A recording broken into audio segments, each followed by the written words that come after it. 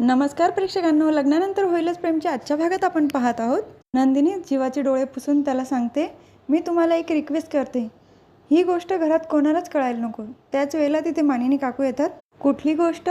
नंदिनी जीवा पटकन डोळे पुसतात. नंदिनी मानिनी काकूंना म्हणते, नाही आई, मी यांना केव्हाची हेच सांगत होती की 3 महिन्यापर्यंत आपण बाहेर कोणाला सांगत नाही ना आपल्याला बाळ होणार आहे ते. आत्ताच त्यांच्या कॉलेजच्या मित्रांचा फोन आला होता आणि त्यांना ते सांगणार होते, म्हणून म्हटलं आता सध्या कोणाला सांगू नका. मानिनी काकूही म्हणतात, हो ते तर बरोबर आहे. काय रे गधड्या, तुला एवढंही कळत नाही का त्याला मारणार असतात? तेव्हा नंदिनी म्हणते, आई त्यांना मारू नका. तेव्हा मानिनी काकू म्हणतात, अगं खरं तर मी तुला मारायला आली. काय गे नंदिनी, तुला काय वाटलं तू मला सांगितलं नाही तर मला कळणार नाही? पण मला सगळं कळलं आहे. तेव्हा नंदिनी जेव्हा दोघांनाही प्रश्न पडतो, मिसकॅरेजबद्दल कळालं की काय यांना? तेव्हा मानिनी काकू सांगतात, अगं हा गुरुजींनी दिलेला धागा. ठीक आहे, तू तुझा धागा काव्याच्या हातात बांधला, पण तुझ्या हातात पण धागा पाहिजे ना. घरी आल्यानंतर तू हा धागा बांधून घ्यायचा. दोघांच्याही लक्षात येतं की अजून यांना काही माहीत नाही. तर मानिनी काकू स्वतःच तिच्या हातामध्ये धागा बांधून देतात. अगं नंदिनी, हा धागा तुझ्यासाठी आणि तुमच्या बाळासाठी खूप महत्त्वाचा आहे. तेव्हा डिलिव्हरी होईपर्यंत जप गं बाई. नंतर तिथून जाणार असतात तेवढं त्यांचं लक्ष पाळण्याकडे जातं. अरे जीवा, अजून हा पाळणा इथेच? तू काय बोलला होता मला अडगळीच्या खोलीमध्ये शिफ्ट करतो? जीवा म्हणतो, हो आत्ता लगेच नेतो ना मी. तर नंदिनी त्याला म्हणते, आपण दोघांनी उचलून नेऊया. तेव्हा मानिनी काकू तिला सांगतात, अगं तू कुठे जड उचलते? थांब मी आशाला आवाज देते. तेव्हा जीवा सांगतो, नाही हा पाळणा मी आणला होता ना, मीच नेतो उचलून.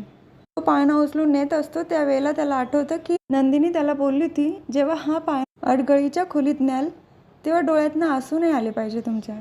जीवाचं मन तर अगदी दाटून आलेलं असतं, पण त्याच्या डोळ्यामध्ये आसू नसतात त्यावेळेला. नंदिनीला पण खूप दुःख वाटत असतं की पाळणा आणला होता आणि आता त्या पाळण्यामध्ये झोपणारं बाळच येणार नाही. तर मानिनी काकू खुश होतात, एकदाचा गेला पाळणा बाहेर. आणि त्यावेळेला एक सॅड सॉन्ग चालू असतं, पाऊलं थकलं नाही.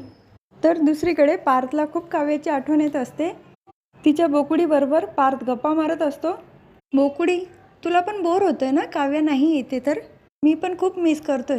तसं माझं फोनवर बोलणं झालं आहे त्यांच्याशी. तुला नाही ना केला फोन त्याने? मी पण काय याच्याबरोबर बोलत बसलो. काव्या, मी तुम्हाला खूप मिस करतोय, प्लीज मला फोन करा ना. त्याच वेळेला दिव्याचा फोन येतो आणि पार्थ एक्सायटेड असतो त्यामुळे पटकन फोन उचलतो. बोला काव्या. तर तिकडून दिव्या सांगते, अहो सर मी बोलते दिव्या, काव्या नाही. तेव्हा पार्थ म्हणतो, सॉरी मला वाटलं माझी बायको काव्या तिचा फोन आला की काय. तर दिव्या सांगते, सो स्वीट, किती छान ना, किती लकी आहे तुमची बायको. त्यांची आठवण काढणारं कोणीतरी आहे आणि मी बघा एकदम सिंगल. माझं कोणी नावसुद्धा घेत नाही हो लवकर. तर पार्थ दिव्याला विचारतो, बरं एवढ्या उशिरा का फोन केला? दिव्या सांगते, मी उद्या ऑफिसला उशिरा आली तर चालेल का? तेव्हा पार्थ विचारतो, का उशीर होणार आहे तुम्हाला? तेव्हा दिव्या म्हणते, अहो सकाळी मला 2 घरं बघायला जायची आहे आणि ऑफिसनंतर संध्याकाळी 2 घरं बघायला जायची. कारण आत्ता जिथे राहते ते घर मला लवकर सोडायचं आहे ना, तेव्हा दुसऱ्या घराची मला सोय करावी लागेल. पार्थ म्हणतो, ठीक आहे तुमच्या सोयीनुसार तुम्ही ऑफिसला या, पण उशिरा येण्याची सवय लावून घेऊ नका. तर दुसऱ्या दिवशी सकाळी पार्थने नवा फ्रीज आणलेला असतो आणि मानिनी काकू म्हणतात, हा फ्रीज अजिबात द्यायचा नाही हां, माझ्या माहेराहून आहेरात आलेला फ्रीज हा. पार्थही सांगतो, अगं आई किती जुनं झालं आहे आणि आता आपली फॅमिली वाढली, आमच्या बायका आल्या आहे, आता आमचे मुलं येणार आहेत, तेव्हा फ्रीज पण मोठा असायला हवा ना. मानिनी काकू म्हणतात, अरे ठीक आहे, पण हा फ्रीज अजून व्यवस्थित आहे ना आणि माझ्या खूप आठवणी रे त्याला जोडलेल्या.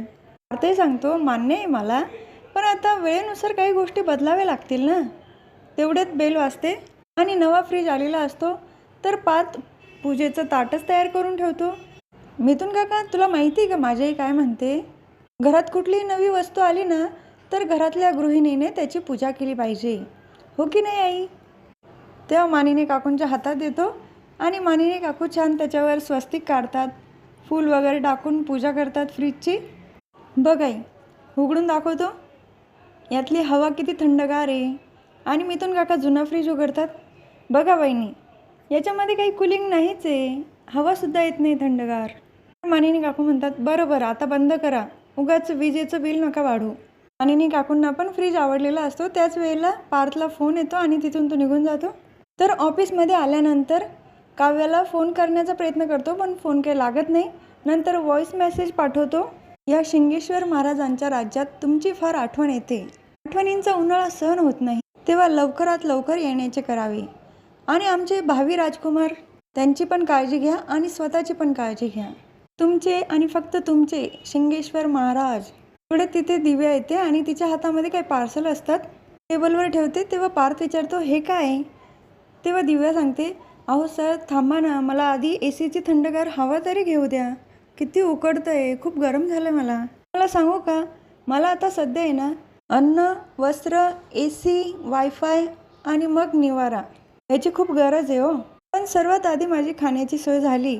मी जिथे रूम बघायला गेली होती ना, तिथे छान मेंदू वडा तयार होत होता गरम गरम, तर मी घेऊन आली तुमच्यासाठी आणि माझ्यासाठी.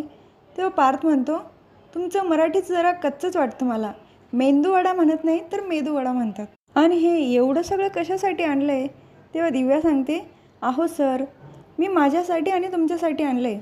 कारण कसं आहे, तुमची बायको पण घरी नाही आहे ना, तेव्हा तुम्ही टिफिन आणला नसेल. तर पार्थ तिच्यावर चिडतो, एक मिनिट, तुम्हाला कोणी सांगितलं हे माझ्यासाठी आणायला? माझी बायको जरी घरी नसेल पण माझी आई आहे घरी आणि मी त्यांच्यातच राहतो.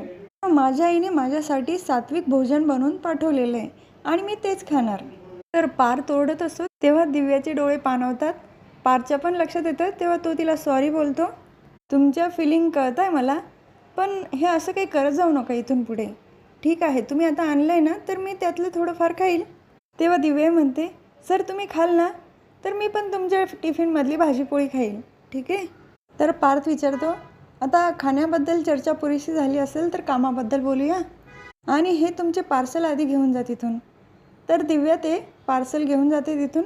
तर नंदिनी तिच्या रूममध्ये असते आरशासमोर उभी, पण तिचं कशात लक्ष लागत नाही. तिचं पूर्ण लक्ष तिच्या बाळाकडे असतं. अगदी उदास झालेली तिथे जीवा येतो तिच्यासाठी कॉफी घेऊन. जीवाला बघून तर नंदिनीला अजूनच रडायला येतं. तेव्हाच तिथे मानिनी काकू येतात. नंदिनी तर पटकन दोघंही डोळे पुसतात. मी आजपासून ठरवलं आहे, रोज ही एक गोष्ट करणार, तू मला अंगारा लावणारी. आधी जीवाला अंगारा लावते, कोणाची नजर नको लागायला तुला. नंदिनीला पण लावते, बाळाला लावणार. तितक्यात नंदिनी मागे सरकते. अगं नंदिनी काय झालं आहे, तू बरी तर आहेस ना? जीवा सांगतो, अगं आई काही नाही, ती सध्या आहे ना तिचा स्वतःचा हातसुद्धा तिच्या पोटाला लावत नाही, दुसरं कोणाला पण नाही लावू देत. तेव्हा मानिनी काकू म्हणतात, बरोबर आहे, जेव्हा आपण आई होणार असतो ना, ती फिलिंगच खूप वेगळी असते. अगदी काचेचं भांडं कसं सांभाळतो आपण, तसंच आपलं बाळसुद्धा व्यवस्थित राहावं हीच इच्छा असते आईची. त्यानंतर जीवा तिथून निघून जातो. तर मानिनी काकू तिला विचारतात, नंदिनी तुझी इच्छा असेल तर बाळाला लावू अंगारा? तर नंदिनी पण हो म्हणते. मानिनी काकू पोटाला अंगारा लावतात. आणि आता तू छान आराम कर, भरपेट नाश्ता कर, कुठलंही काम करू नको, मी तुला नाश्ता पाठवते, ठीक आहे? आणि होणाऱ्या बाळाचे बाबा का रुसून गेले इथून, मी बघते जरा जीवाकडे. तिथून निघून जातात. तर हा भाग इथेच संपतो. पुढील भागात बघायला मिळतं की जीवा नंदिनीला विचारत असतो, मला असं वाटलं की तू आईला सगळं सांगते की काय? तर नंदिनी जीवाला विचारते, मी जर आईंना सगळं सांगितलं असतं तर? तेव्हा जीवा सांगतो, तुला सगळं सांगायचं असेल तरी मी तुझ्यासोबत आहे आणि तुला लपवायचं असेल तरीसुद्धा मी तुझ्यासोबत आहे. तर वसू आत्यांना विजयच्या आईचा धक्का लागतो. अहो तुम्ही विजयच्या आई ना? पण त्यांचा अवतार तर अगदी गरीब बाईसारखा असतो, कारण घरी जेव्हा आल्या होत्या तेवढ्या पॉश दिसत होत्या, तसे यावेळेला दिसल्या नाही. आणि विजयला फोन करून वसू आत्या सांगतात, हो विजयराव तुम्ही कुठे आहात, तुमची आई भेटली होती मला. तेव्हा विजय सांगतो, कोण आई? तर वसू आत्या विचारतात, तुमच्या मागे कोणी आहे का, खूप आवाज येतो आहे तिथे. तेव्हा विजय सांगतो, अहो हो, किचनमध्ये मी मस्त गाणी लावून सरबत बनवत होतो. तर वसू आत्यांचं लक्ष जातं, समोरच एका स्टॉलवर विजय उभा असतो. लिंबू सरबतचा ग्लास त्याच्या हातामध्ये असतो. आता उद्या कळेल नक्की काय आहे विजयची स्टोरी ती. उद्या पुन्हा भेटूया. लग्नानंतर होईलच प्रेमच्या पुढच्या व्हिडिओमध्ये. तोपर्यंत माझ्या व्हिडिओला लाईक, शेअर, सबस्क्राईब करा. बेल आयकॉन दाबायला विसरू नका. धन्यवाद.